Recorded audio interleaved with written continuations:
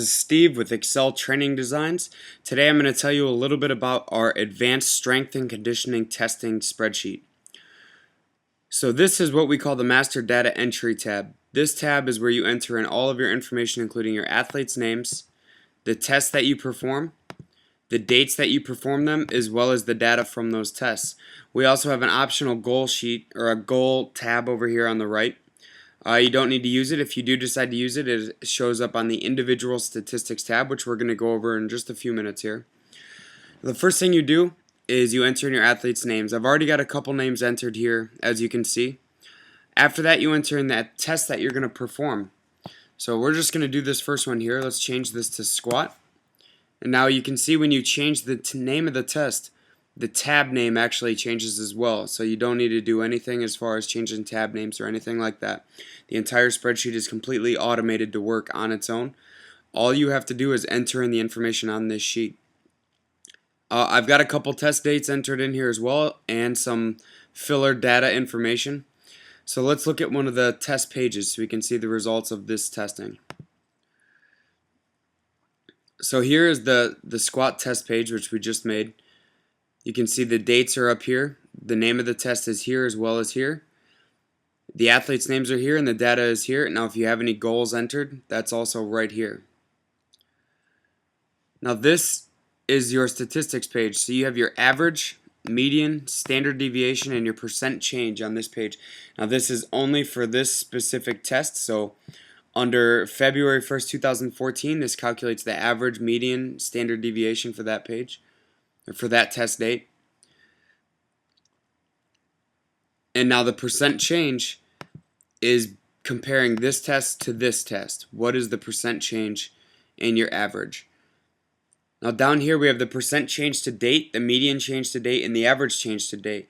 These calculate your last test result compared to your first one. So if we entered a fifth test result here, it would compare that to the first one. Our average change, test 1 to 4, median change, and percent change are all based on your first 4 tests. Now we've also got one for your 5th to 8th test. Now we're not using that on this particular test date, but if you do decide to use those, that'll fill in right here. It automatically graphs your percent change, your average, and median.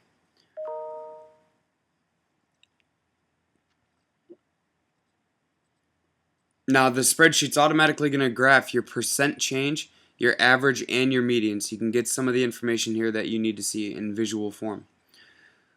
Also, we've got an individual testing area in this, so if you want to pull up the stats from any individual athlete, just select their name. It'll pull up their information right here, and it'll spit it out in the graph for you as well. It gives you the total change to date, the percent change to date, and it also gives you the same information above in terms of your first 4 tests and your last 4 tests. And last on the testing page, we have your testing top list. So on this sheet, we can sort the data to find out who had the highest or the lowest scores depending on what you're testing. So since we're testing squat here, we're going to leave this at high to low.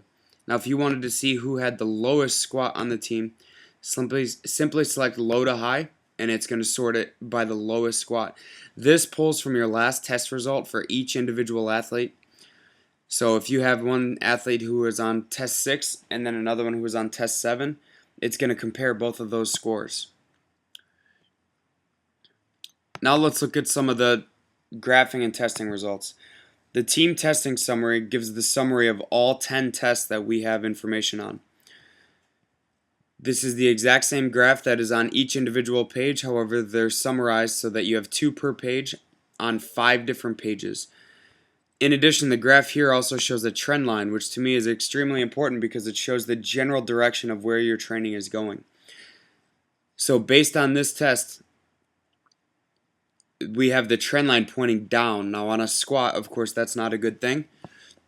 This tells you that you probably need to change something within your training. Now if we look here, if our squat test was here and we had the general trend line pointing up, that's of course a great thing and just confirms that the training you're doing is working. And again, all of your tests, all of your data from down here is summarized up here.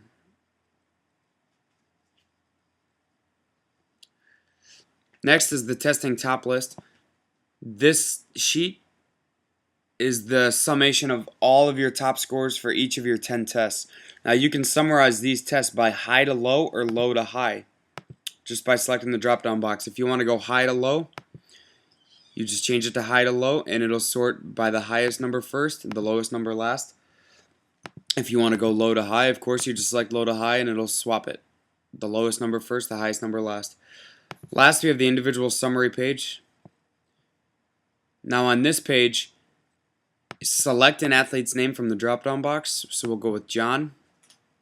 And it's going to fill in all of his information and fill in the graph. So let's look a little bit closer at one of these. Now we've got a couple of different options here. This tells you the score, the team average, the percent change, and the team percentile for that score.